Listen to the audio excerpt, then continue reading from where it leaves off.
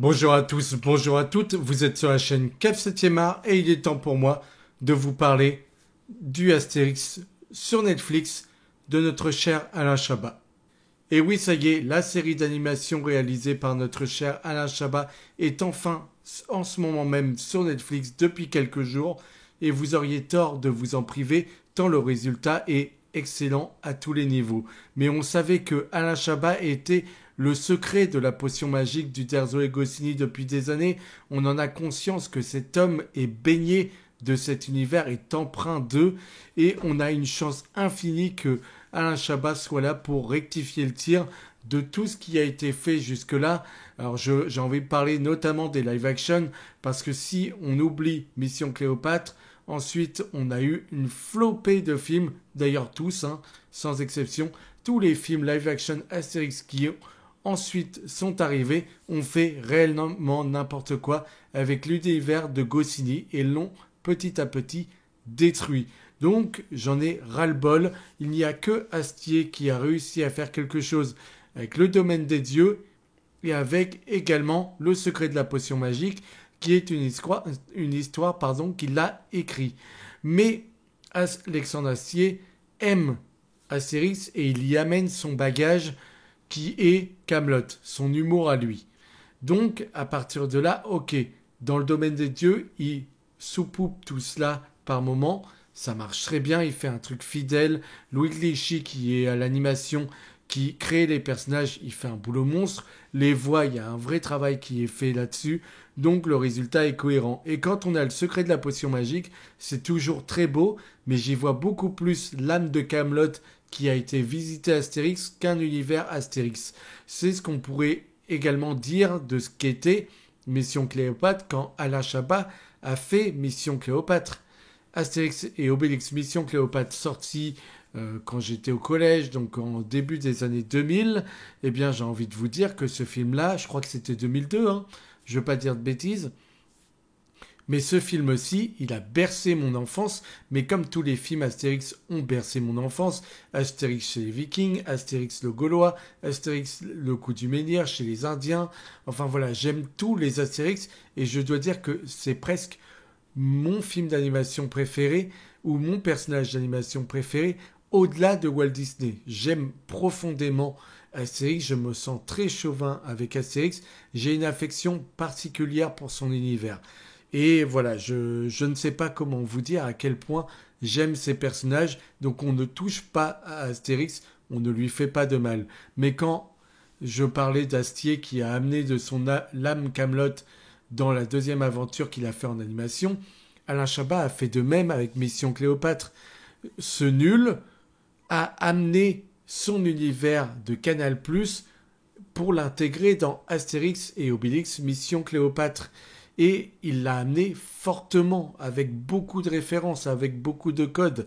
Là où, dans cette série d'animation, Alain Chabat est assagi, Alain Chabat reste fidèle aux comics et encore une fois, il saupoudre l'univers et la série qu'il est en train de faire de petites références à droite à gauche, mais là il reste plus fidèle à Astérix qu'à son envie de pouvoir y amener des petites blagounettes ou son univers des nuls comme il a pu le faire auparavant.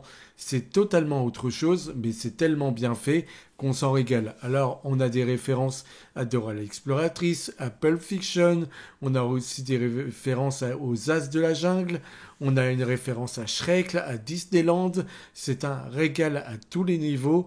On a des références aux Avengers, enfin voilà, moi tout m'a fait hurler de rire. Même le combat, comment on anime le combat, ce que ça dit de notre époque et des journaux télévisés. Enfin voilà, c'est excellent et il n'y a que lui qui est capable de faire ça.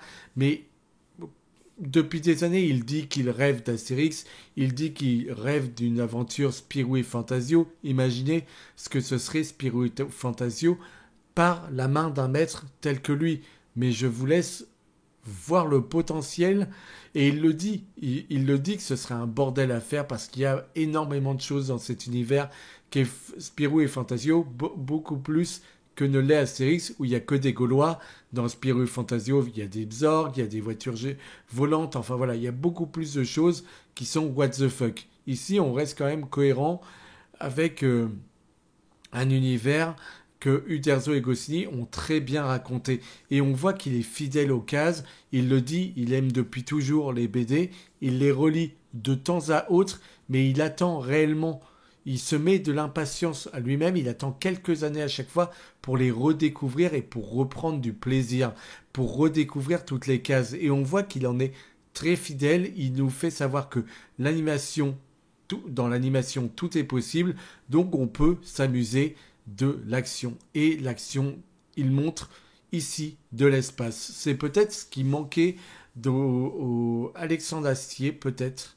Là, je pense, en tout cas, l'espace tel qu'il est montré dans le film d'Alain Chabat, c'est la première fois que je le vois ainsi.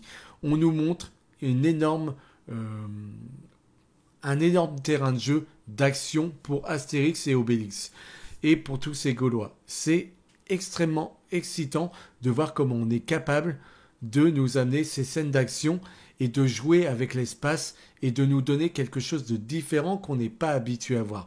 Je crois que c'était plus terre à terre au niveau de l'action, effectivement, pour le domaine des dieux et pour le secret de la potion magique. Ici, il se permet, par exemple, juste le parc d'attractions dans le dernier épisode, comment Astérix se mue dans son décor, etc. Il y a des choses qu'on n'avait encore jamais vues comme ceci. Il y a même une référence à Burger Quiz à un moment donné avec la barbe de Panoramix. Ça m'a fait hurler de rire, mais je divague. Et si je devais faire une petite parenthèse sur quelque chose qui m'a peut-être dérangé dans cette série d'animation, ce serait le doublage. Et on est beaucoup à en parler. On est beaucoup à trouver que est problématique la voix de Thierry Lhermitte en Panoramix, qui surjoue, qui n'est pas naturel et qui alourdit peut-être les blagues que celui-ci amène. Et le personnage est drôle. Alors, Thierry Lhermitte, les 2 premiers épisodes, ça m'a posé problème. Et ensuite, je m'y suis fait. Mais quand même, quand on a Jérôme Commandeur qui nous fait des voix qui sont exceptionnelles, Anaïs de Moustier qui est là, qui est Metadata, qui nous fait un personnage qui est cohérent, qui a une sublime voix, quand on a des gens comme, je pense à... Alors j'ai adoré ce qu'ils ont fait d'Assurance Tourix, mais c'est pas à lui que je pensais là. Laurent Lafitte qui campe un César, qui est impérial dans ses graves, mais Jérôme Commandeur m'a tué tout le long de la série. Et quand on a un Alain Chabat qui se prête aussi bien au personnage d'Astérix, eh ben je suis sous le charme littéralement. Mais je ne pensais pas qu'Alain Chabat avait le timbre idéal pour Astérix. Et je suis surpris parce que franchement, j'y ai vu que du feu et effectivement, il est parfait. Donc, j'ai vraiment envie qu'on mette ça en avant, mais je trouve dommage tout de même qu'on mette les copains en avant dans des films d'animation plus que de faire bosser de réels acteurs de doublage pour justement ces films-ci. Ok, c'est cool de faire bosser les copains, ok, c'est cool de penser déjà à des voix sur des personnages, mais tout de même, on a des excellents comédiens de doublage en France, et le fait de ne pas avoir été les choisir, je trouve ça réellement regrettable. Le film, il s'est fait à Toulouse, dans une boîte de production française, par ceux qui ont fait les As de la Jungle. Il fait notamment une référence dans la série. Il y a un petit clin d'œil justement aux As de la Jungle qui nous est fait. Et hormis ce doublage, je trouve que tout est présent. Je trouve que l'action fonctionne. Je trouve que l'animation fonctionne. Elle n'est pas aussi belle, je trouve, que pour ce qui est du domaine des dieux et pour le secret de la potion magique, mais il y a une caractérisation, une chair qui est apparente sur les personnages, la mouvance que eux ont, je trouve ça extraordinaire. Il y a eu une réflexion qui nous a été dit, Alain Chabat expliquait que pour lui, la forêt devait être presque en aquarelle, comme il était le cas dans le livre de la jungle. Il voulait que cette forêt ait cet aspect-là. Enfin voilà, il y avait une réelle réflexion derrière tout le matériau qu'est Astérix et Obélix. Et on comprend à quel point cet univers le touche. D'ailleurs, c'est parce qu'il avait fait une vidéo, une masterclass. Il avait expliqué qu'il aimait Astérix, qu'il brouillonnait, qu'il écrivait des choses de temps en temps sur Astérix, mais que c'était pas bouclé et que c'était juste pour son plaisir. Et ceux qui ont les droits aujourd'hui d'Astérix et Obélix ont entendu ça, ont dit à Alain Chabat, bah, montre-nous ce que tu fais et peut-être qu'on va pouvoir collaborer. Et là, on apprend que une aventure de Uderzo et Goscinny n'a jamais été terminée, c'est Astérix au cirque, et visiblement, les ayants droit ont envie de confier le bébé à Alain Chabat pour qu'il termine l'histoire. Donc j'ai envie de vous dire, c'est cocorico, et c'est... enfin voilà, c'est une chance immense qu'il va avoir que de pouvoir boucler cela. Alors par contre, Astérix au cirque, je suis pas fan du projet de base. L'idée me vend pas du rêve, mais j'ai toujours aimé les Astérix, donc je suis sûr qu'au final c'est que moi qui hic sur le cirque en particulier. Mais voilà, c'est une aubaine, c'est une chance pour nous, et des personnages tels que les Gaulois, on les aime. Oui, ils sont râleurs, oui, ils sont malhonnêtes, oui, ils sont bagarreurs, mais ils sont francs, ils sont finalement après une bonne bagarre, ils se retrouvent tous pour manger, pour rigoler, pour s'unir. Et est-ce que c'est pas le plus beau dans l'histoire?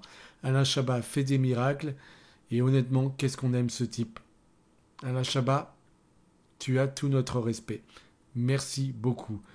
Je peux pas faire plus à part vous dire de courir voir la série d'animation qui est sur Netflix, qui mériterait de faire un immense carton. Et je suis sûr que ce sera le cas. Que dire? Que dire? J'ai passé un moment divin devant ces 5 épisodes de 25 minutes qui passent en un éclair de temps. Merci.